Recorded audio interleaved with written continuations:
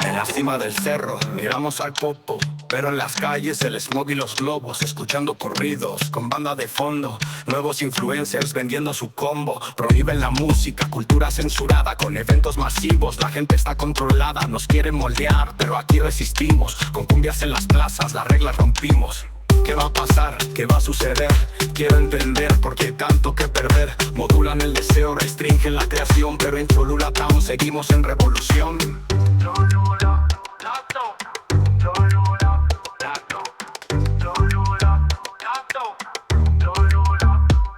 Ratas en motocicletas pasan por San Andrés, la feria encendida, tequila y estrés. El tren turístico vacío solo para la postal, mientras el centro se llena de un Airbnb legal. Los techos se alzan, iglesias a la vista, mezclando pasado y futuro. ¿Quién resista? Los jóvenes gritan ideales de izquierda, pero en fiestas privadas el capitalismo gobierna. Imagina esto, petróleo sin gasolina, y en las pirámides venden souvenirs de China. Todo es al revés, ¿quién lo puede creer? Pero aquí seguimos, no dejamos de crecer.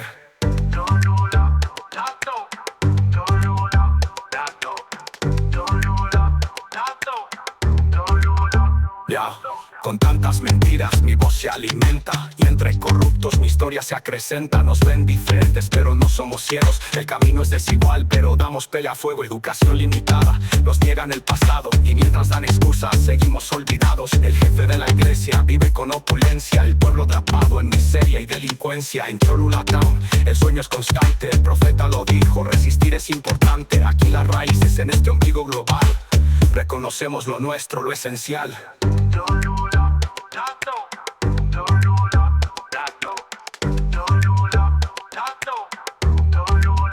En la cima del volcán, bajo el cielo de neón, camina la vida al ritmo de esta canción. Es Cholula Town, donde el ayer es hoy, un lugar de contraste donde el tiempo se quedó. Es Cholula Town, el eco de la rebelión, raíces profundas pero mirándose al sol. De donde es Cholula Town, Cholula.